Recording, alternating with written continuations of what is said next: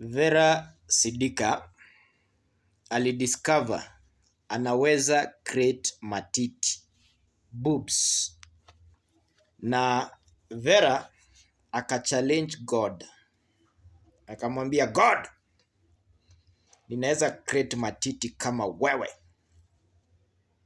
Naye God akamwambia unataka aje? Vera Sidika akaambia God, nataka tukutane kwa event fulani inaitwa boobs party, ni kuonyeshe venye naweza create matiti.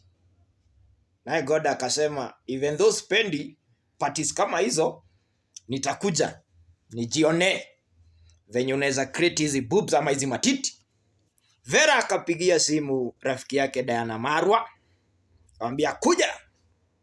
Vera akapigia simu rafiki yake Frankie Kaunga na wenzao, akamwambia kujeni muone nikichallenge God venye naweza unda matiti.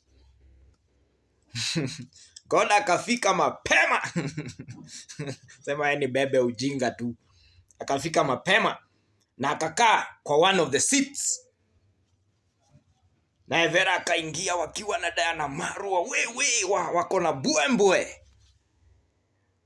Alafu God akamwambia hebu harakisheni. Vera, nionyeshe venye utaunda matiti. Vera Sidika akainama kuchota mchanga. God akamwambia wewe Vera, usijaribu kuchota mchanga yangu. Kama unaunda matiti, tumia mchanga yako.